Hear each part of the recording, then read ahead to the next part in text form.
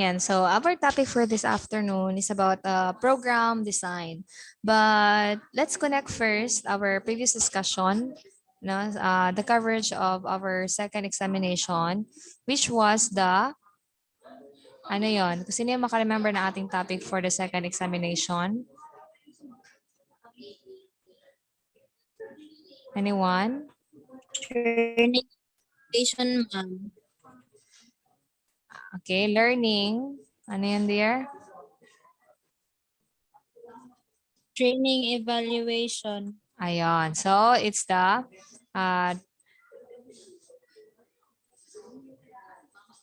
training evaluation. At saka yung isa is learning and the transfer of training. Okay, so makita nyo, it's the learning and transfer of training, and at the same time, it's the training evaluation. Kasi nga, in the first to third week ng ating discussion, no, so na-discuss natin yung anong training, also the needs assessment or the way we assess why training is necessary.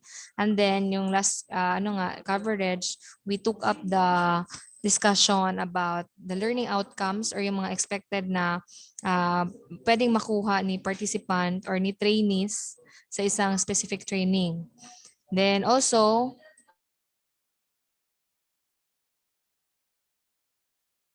ano yung mga transfer of training niya or ano yung mga nakuha niya na pwede niyang dalhin pagbalik niya sa kanilang organization. And lastly, yung about sa evaluation or gi-evaluate siya para makuha, ma-assess, ma-measure kung naagid ba siya nakuha sa training. Now, prior to those evaluations na like the pre-test, the post-test, the time series, and so on, meron dapat siyang effective na program design na ginawa. So ano pala yung by the way, let's have first the learning objective. So objectives natin sa subject na ito or sa topic na ito is that you will be able to choose and prepare a training site based on how trainees will be involved and interact with the content and each other in the course. Also, you can prepare for instruction using a curriculum roadmap, lesson plan, design document, and concept map. And you can also explain how trainees age, generational differences, and personality might influence how programs are designed. So kung natatandaan nyo, nung previous discussion natin, nadaanan ko itong generations. Di ba, we have 5 generations. The traditionalists, the baby boomers, the generation X, the generation Y, at saka generation Z. So di ba, meron yung mga challenges sa pagdala nila. So ito na yon. At the end of this topic, you can explain na the differences of those generation and how are you going to design a program that will really suitable to each characteristic of those generation. Then, you may also prepare a request for proposal and list of questions to evaluate training consultants and suppliers. Explain the program design elements that should be included to ensure near and far transfer of training. Develop a self-managed module for a training program. Design application assignments and action plans to enhance learning and transfer of training. Also, you can make recommendations about managers that can do before, during, and after training to facilitate the learning and transfer, and identify different ways to manage knowledge and the conditions necessary for employees to share knowledge. Okay, now let's start. Now we have here program design. So what do you mean when we say program design? So sabi, program design is the organization and coordination of the training program. Again, it is about organization, no? Sa pag-organize and gina-coordinate niya ang program, no? Ang training program. Or sa, kung sabton pa nato, no? Nagadesenyo ka, nagabuhat ka og isa ka activity na magkaroon og meaningful content, no? Sa trainees or sa mga participants na mag-attend sa training. Now, that involves the learning, no? Ng mga unsa ba ilahang motivation or sa ano yung pag-reinforce sa ilahang motivation to learn, and at the same time, yun nga sinasabi ko, providing them the meaningful content, no, of that training. Kasi nga kung wala tayong program design na ginagamit So parang dili ta organized, dilihan ay ang atong paghatag sa ilaha og activity. So magpasagad-sagad ratag buhat og isa ka activity, pa seminaron ba sila, pa sudlon tinon ba sa imo sila activity without even planning. So that's the importance of having a program design. Later, it's part of your task and activity, or maybe in the coming days, nagagawa kayo ng program design. So himahimayin lang natin at saka i-understand lang muna natin ano pala yung ibig sabihin ng program design. So again, when we talk of program design, ito yung nag-organize ka and nag-coordinate ka sa program, sa training program. Now, what is its process? So may tatlo siyang process. May phase 1, may phase 2, at saka may phase 3. So sa phase 1, there is a pre-training. So sa pre-training, ano yung ginagawa mo? So in the pre-training, nandun nakapaloob yung preparation, yung motivation, at saka yung energizing of the trainees to attend the learning. Like preparation, syempre, nandun na yung you plan what are your objectives for that event. You plan ano yung take mo, ano yung action mo, ano yung move mo para ma-motivate na mag-attend si trainee, no? Or si participant sa training. And then you need to energize them, no? How as well, you need to ensure na yung work environment mo will gonna support the learning and transfer of training. Like, ang climate is conducive for learning, there is a manager support, and there is also peer support. So yun yung mga preparation. Sa phase 2, there is that learning event. No? So there is already the preparation instruction, no? Or you are already to prepare the instruction. So ano yung magiging laman ng klase mo, ano yung magiging laman ng discussion mo, ano yung mga lessons na imong i-incorporate training and so on. And also the physical environment to facilitate, no, kanang tong actual ninyo nga venue nga paghahitabuan sa training. So that's the learning event. Then the phase 3 is the post-training. So this is after the training. So you need to encourage learners to apply what they learn to their work. So muna ang proseso sa program design. Nagsimula siya sa phase 1, yung prior pa sa training, during training, at saka after training. Hindi lang siya natatapos na humana ka og training, but you need to also to make sure na imo silang gina-check, imo silang gina-evaluate, no? Imo silang gina-monitor nga kung ila bang gi-apply ang ilang natun-an sa ilahang training. Question so far? Wala, ma'am. Wala. Kung wala, let's continue. So yan. Now, talking of program design, no, the first thing to really consider is the training site. No? So when we talk of training site, this is the room where the training will be conducted, or kung asan yung place, no? It could be that like in this time, hindi siya yung physical. No, kung traditional, yung physical place na pinupuntahan natin, na kung saan tayo nagkakandak ng seminar or ng training or ng webinar or ng certain activity, no? But in today's time, yung training site could be also a venue like the Zoom, no, the Google Meet or other online platforms where we can conduct the training, no. But the following things that I will be discussed, we're gonna focus more muna doon sa physical environment, like this one, no. So merong mga characteristics na kinukonsider natin paano natin ma-assess ang isang good training room. So first, it should be comfortable and it should be also accessible. Another is it should be quiet and free from interruptions. Siyempre, lisod kaayo na maminaw ang mga participants or mga trainees nato, unya na ay saba, and so on. Like today, I know maybe meron kayong naririnig. Nandito kasi ako sa faculty room eh. But since this is not a training, please give me an exemption. All right. Another is should be sufficient space for trainees to move around. So syempre, when there is workshops, there should be enough workspace para sa trainees natin na makalihok sila, no? Then also there is enough room for trainees to have adequate workspace, yun ang sabi ko. Then good visibility for trainees to see each other, the trainee, and any visual displays. Dili tong dako kaayo ang space nga di na magkinitaay. Dapat enough lang na magkinataay mo no, a trainer, or also the other visual displays. So again, these are the things that you need to consider for you to know or for you to confirm that it is a good training room. Again, this is a physical training room. Okay, another. Also, to consider looking for a training site is that these details, no, mga details na kailangan nimong i-evaluate sa training room.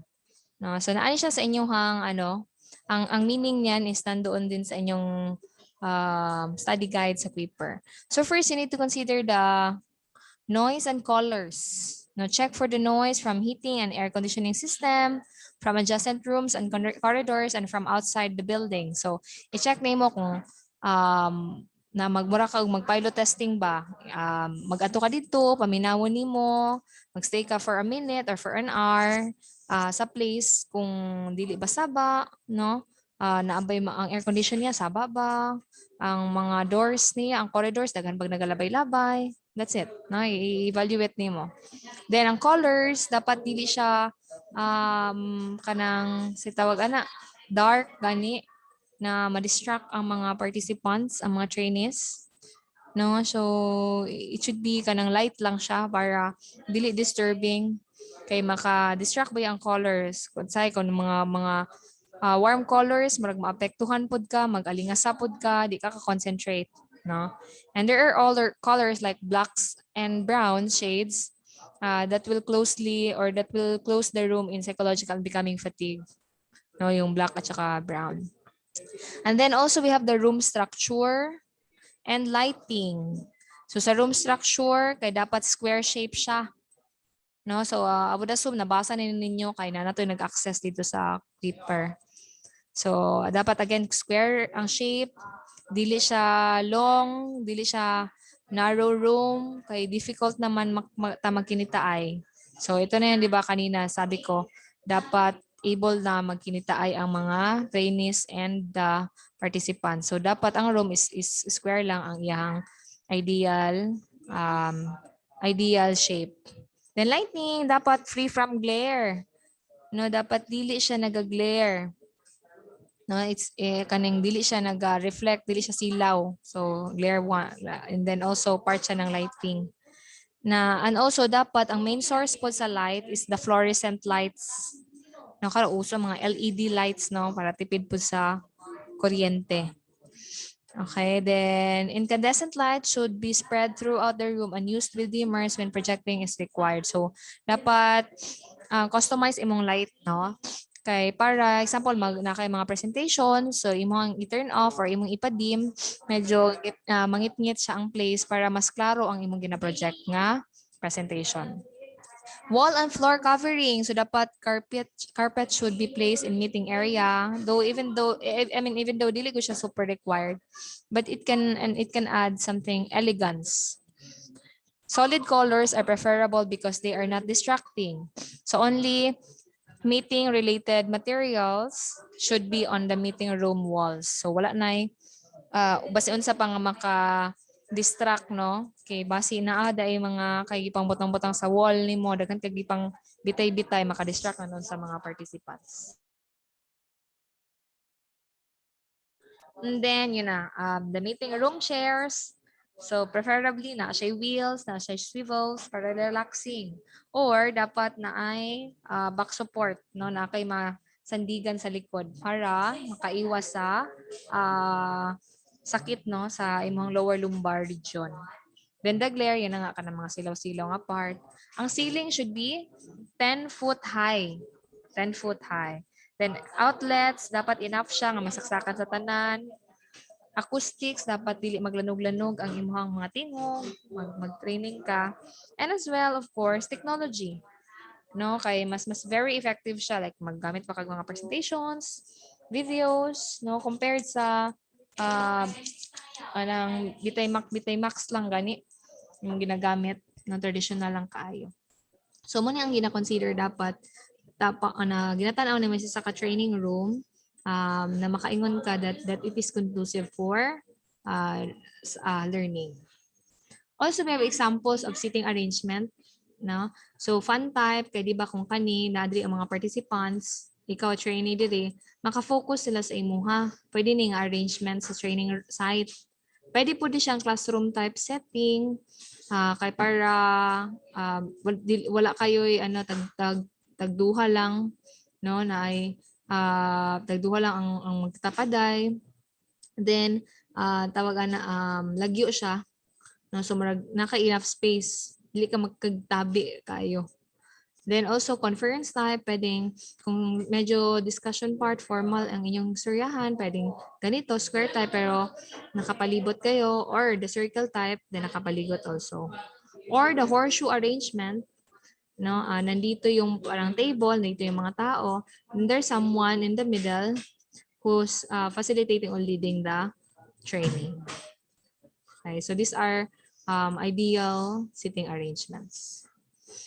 Okay, also, we need to make sure that in making training site or instruction conducive to learning, there should be one, creating learning setting, determine the extent to which trainees decide. So when, where, and how they will learn. So there should be self-direction, and also whether learning will occur by interaction with others or collaboration. Another is, dapat meron ka ng preparation ng materials. Kasi lisod kaayo kung nagkanda kang training niya, mayon ka. Hulat sa ma'am and sir ha, kay magkuha sa ko sa gawas og ano materials. So it should be prepared na lahat. Then you need to know your audience for you to build a rapport. No, build ka sa ilang connection, no? Like example, ang uban nagabutang og name tag, no? Para ma-address properly dayon sa trainees ang participants. Then there should be pre-training or pilot testing before ka magsugod, na dry run na nimo, na test na nimo unsa ang dagan sa imuhang training, or ginatawag na siya technical or dry run rather. Tech run, no? Technical run.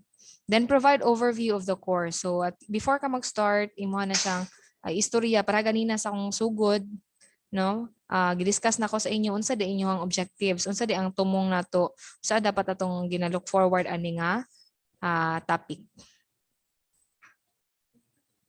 Then also, para maging conducive ang learning, we need to help trainees retain and recall training content. So there should be application assignments, like every na mga workshops na actual ginapabuhat para mag-retain. Also, trainees are asked to identify work problems or situation and to apply training content to solve them. So, may mga activity na pagabuhaton to really assess or make sure na ma-recall nila or ma-retain silang utok ang training. Then there is classroom management, the interaction with the trainees. No? Also, there is dealing with disruptive trainees and managing group dynamics.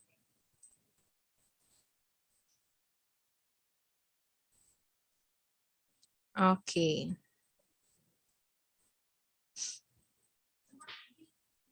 And then, wait lang.